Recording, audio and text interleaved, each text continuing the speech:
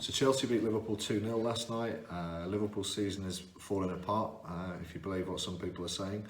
I don't think Chelsea were 2 goals better than Liverpool, but there were key moments that kind of influenced the outcome of the game and the result. I think there were decisions that the Liverpool defenders made in key moments that probably need to be reviewed in their post-match analysis and in the work that the coaches do with the individuals themselves. I think they'll look at the decisions that the Liverpool defenders made and the way that they worked in the key moments, and particularly for the second goal. I think they'll find areas where they can improve, and that's what the game's all about at any level.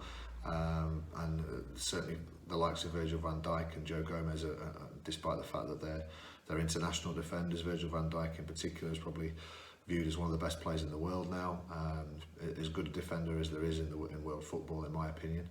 But he certainly made decisions last night that contributed to Chelsea's victory. And I think what I wanted to do was highlight what perhaps he could have done differently if he was faced with the same decision-making kind of scenario again. So if we see this first image, we can see Virgil van Dijk approaching a space where Olivier Giroud is, looking to challenge aerially for the ball that's been played forward. If we move it forward a slide, Giroud is clearly aware of Virgil van Dijk's presence and starts to move into the space that Virgil van Dijk wants to occupy before he heads the ball, to enable him to get the right alignment to head the ball forward.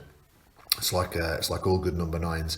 He's looking to feel for the presence of the centre back coming from behind, and as a result of doing that, in the next slide you can see that Virgil van Dijk's unable to get the right contact on the ball.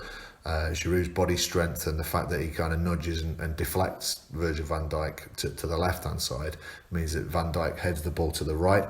And when you look at the setup and where the fullbacks are, the positioning of the Chelsea players, and certainly how deep he is in Chelsea's half, you realise that, as the next slide highlights, this gives Chelsea the opportunity to counter-attack. Where Ross Barkley receives the ball and unopposed. That's partly also because of Fabinho, because Fabinho's position wasn't protecting the space in front of Joe Gomez.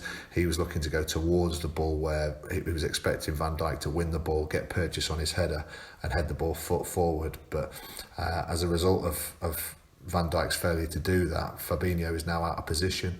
And that area around the halfway line is exposed.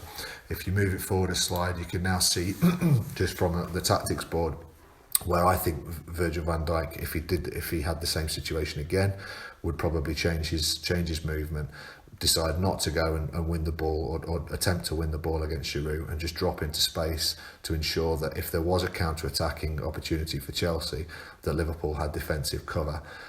It's easy to say that now with the benefit of hindsight, but at the time you have to process a lot of information. The key factors for me are that the 2 Liverpool fullbacks are high and wide, that Fabinho is very close to him, and so that they don't have a kind of like a double pivot where one of those could drop in and support Gomez.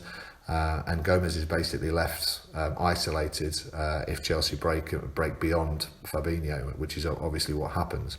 The other point to make is that I think I'm right in saying that they actually only had 9 outfield players on the pitch at the moment in time, and so when it comes to game management, I would expect Virgil van Dijk to recognise that and recognise that he had a responsibility to control the defensive spaces in the areas where Chelsea would look to counter-attack. So now we have Ross Barkley breaking over the halfway line with the ball, looking to drive and run with the ball into the space that's been vacated by Nico Williams, who's high and wide as the right full-back, and to the right of Joe Gomez. It's important to note that Pedro is maintaining the width on the right-hand side of Ross Barkley, and that's giving Joe Gomez a real problem because Gomez has to deal with both the threat of Pedro in the right side of the channel as well as trying to block Barkley's run. Fabinho and Williams are unable to affect Barkley's play because Barkley's momentum, his speed running with the ball is such that he's able to penetrate in that space in between them and beyond. If we now roll it forward, take a look at the point where Ross Barkley is starting to approach the penalty area. Joe Gomez's positioning at this moment in time is very good. He's pushing Barkley to the left-hand side. He knows that Ross Barkley wants to shift the ball onto his right if he's going to shoot or if he's going to pass. Barkley could possibly pass off the front foot with the outside of his right foot here, but Gomez's positioning is actually very good and looks like it's blocking the passing line into Pedro. If he looked to open his hips, Barkley, and pass with the instep, that would effectively be a trigger that would allow Gomez to probably read the pass to Pedro as well. So Barkley's clearly at this moment in time got one thing on his mind, and that's to drive into that space and look to get a shot off. But to repeat, Gomez is in a really good position as it stands right now, although he's running at full speed. And that's where the challenge comes as we move on to the next slide, because he's running at full speed, it's very difficult for him to set himself and to slow down, put the brakes on and control his body, just as Ross Barkley looks to shift the ball onto his right hand side. So those 2 extra steps that Gomez takes towards Nico Williams to the right hand side of the defensive area gives Ross Barkley the opportunity to shift the ball onto his right, and he's now got 2 options. One is to slip Pedro in, who's still in that space that he's maintained, or to get a shot off. Now for him to get a shot off, he needs the space and he needs to be able to see the goal. Because Gomez hasn't got control of his body, he's trying to adjust at this moment in time. He's unable to press Barkley and put enough pressure on him to stop Barkley from shooting. And if you roll it forward to the final slide of this piece, you can see that Barkley, when he shoots, has a lot of the goal to aim at. He's only 20 yards out, and because Joe Gomez has got his feet in a bit of a tangle, there's no way that he can affect the play enough to stop Barkley from scoring, and that's exactly what Barkley does. It's a fantastic strike, hits the ball really sweetly, clean strike into the bottom left-hand corner, but he has a lot of the goal to aim at because Gomez hasn't been able to set himself and to affect his play enough, and the other players haven't been able to get back to Barkley in time. If you roll it forward to the tactics slide, the 2 points here are very clear. That Pedro maintains the width, and that's one of the reasons why Gomez has to kind of hedge his bets and try and stop both the pass out to Pedro, but also the area that Barkley wants to run into and shoot. But more critically, Gomez runs a little bit too far. It takes probably 2 steps too far to his right. If he'd have held his position and forced Barkley towards his left, not only would Nico Williams have had a chance to get back in, but also Barkley would have been shooting off his left foot, and he's much weaker. I'd say there's probably, if there's maybe a 60-70% chance of Barkley scoring in that position on his right foot, there's probably only a 10-15% chance of him scoring on his left. So the key there is to keep him on his left and take him where he doesn't want to go, and not allow him to shift the ball onto his right. Things very nearly got a lot worse for Liverpool soon after they conceded that second goal. They had a corner with pretty much everyone pushed deep into Chelsea's half. Rudiger won a fantastic header from his own 6-yard box, crashed it clear of his penalty area, and Williams had to track back towards his own goal to cushion a volley back to Gomez.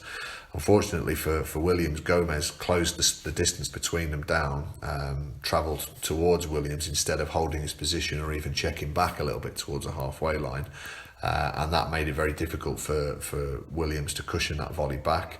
Pedro was bearing down on him and he nicked in, won the ball after some confusion between the 2 Liverpool defenders, and Pedro then had a run of 60-70 yards in on goal, where he was just thwarted by Adrian, but Gomez didn't need to do that. It was an unnecessary kind of situation really, and a fairly simple mistake. Even at a young age, players get taught not to close down the space in that situation, but to open up the space to create the opportunity to receive and play and use the pitch, make the pitch bigger. But Gomez actually made the situation much tougher for Williams and for himself, and they very nearly got punished.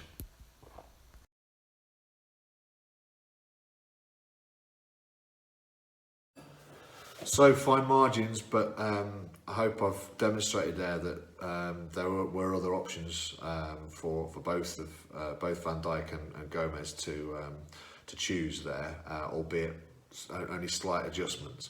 I think in Van Dijk's case, I think they're both harsh if you turn around and criticise them too heavily. But again, it's all about what decision would you make next time, and would you be happy with the outcome that you ended up getting. For Van Dijk, the ball was there to be won. As a centre back myself, I used to love going and attacking the ball like that. But you've got to process the information. You've got to see the picture. You've got to understand the game position and manage the game. And with the fullbacks high, with I think nine outfield players on the pitch at that time, with the game situation being 1-0 down with half an hour to go, so there was time to play their way back into the game. With the knowledge that if you went 2-0 down, that would be very difficult to get back into the game. So you had a responsibility to keep the game relatively secure. I think with all those considerations and the positions that the Chelsea players took up in tactically in a position to be able to counter-attack, Van Dijk might look at it and say, perhaps I made the wrong decision. With Gomez, again, harsh, those 2 extra steps, particularly when he's trying to deal with 2v1. Barkley running at him at speed. He was really running he's fantastic running with the ball, Barkley. And that break showed his pace and power and control of the ball, and all of his elite qualities. But could Gomez have been a bit more deliberate in the way he'd forced him onto his left side, and delayed a little bit and delayed Barkley a little bit longer to allow his teammates to get back in? I think he could have done. So they're just specific examples where fine margins make the difference at the top level, and I think they're examples of how even the very best players can do better the next time they play, and get better results from those particular situations within the game.